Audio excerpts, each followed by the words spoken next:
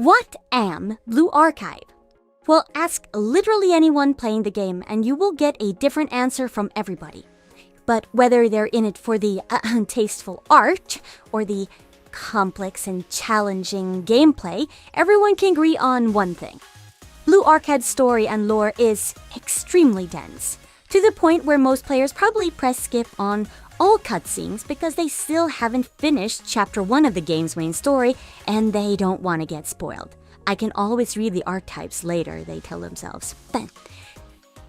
So, how do you even begin to describe it then?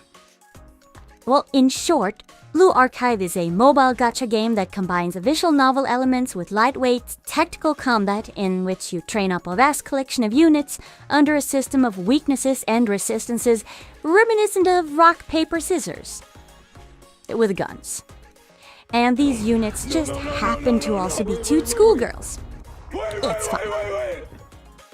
Now, the world of Kivotos, where all of this is taking place, is similar in a sense to the anime Kill la Kill.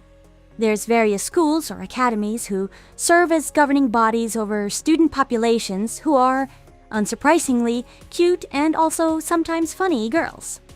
And just like in Kill la Kill, all forms of disagreements are resolved through intense battle while wearing outfits that stretch the definition of school uniforms to the point of tearing.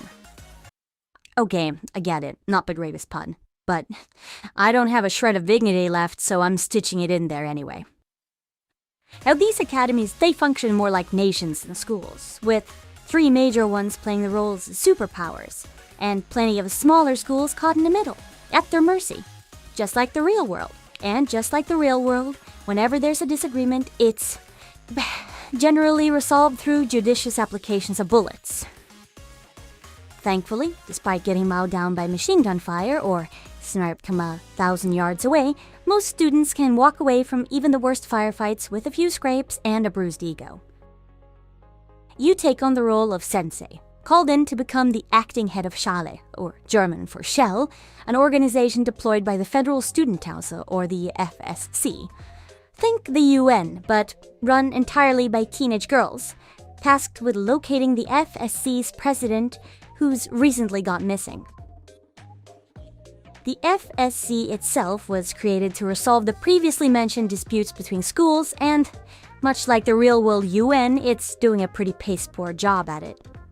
Thankfully, Sensei, that's you, has arrived, and with the proportional strength, intelligence, and charisma of an actual adult, you set to work finding the lost president, all while mentoring countless girls in a totally healthy teacher-student relationship.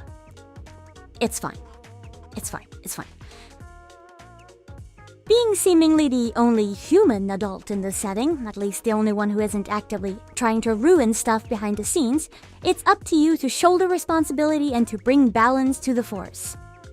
But your job isn't made any easier by the fact that Schale is horribly understaffed and underfunded.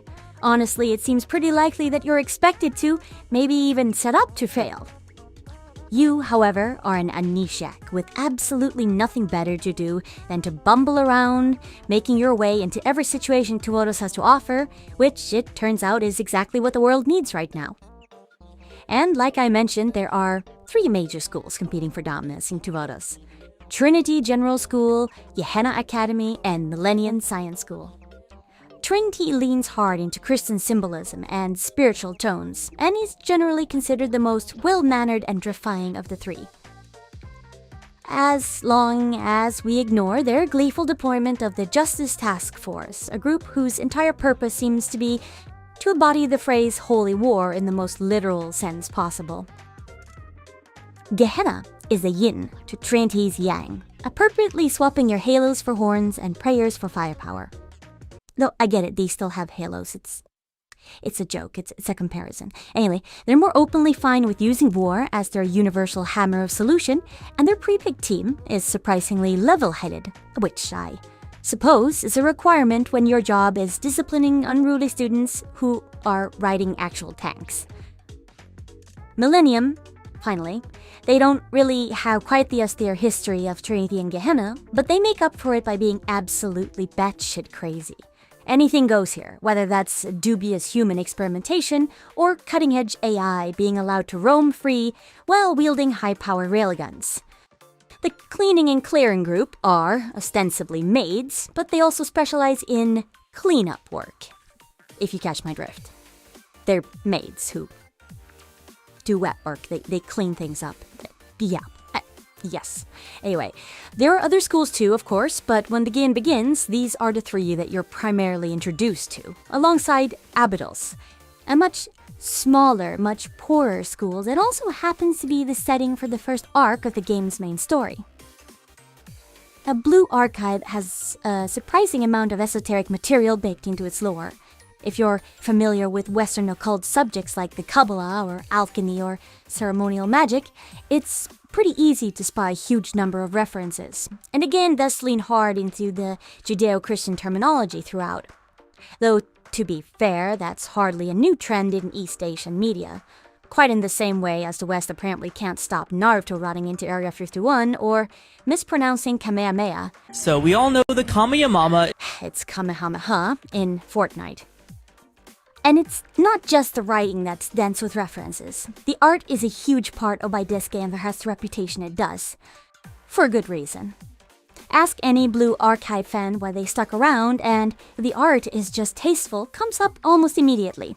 Usually followed by an unprompted rant about character designs that manage to be cute, expressive, and genuinely well composed, rather than just fan service filler. Yeah. Naturally, a fan base this invested has built an entire meme economy around the game. Certain character names get spammed in chat the second they appear on screen, certain students get flattened down to a single defining trait, whether that's deserved or not.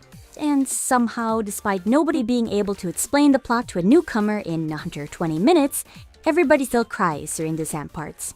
Consistently. Every time. So, that's Blue Archive in a nutshell. A world of teenage nation-states, a UN that tend UN, an amnesiac teacher in way over his head, or her head, or their head, and just enough occult symbolism to make you paranoid about what's actually going on beneath all the cute art and slice-of-life gags. Now, we're only really scratching the surface here, and in future videos we're going deeper into specific schools, specific characters, and the actual plot beneath all these jokes, starting with the place where it all takes off, Abydos. So if you want to learn more about this game's setting, stick around. There will be weekly videos where I discuss all these topics. So thank you for sticking around. I'll see you in the next one. Bye bye.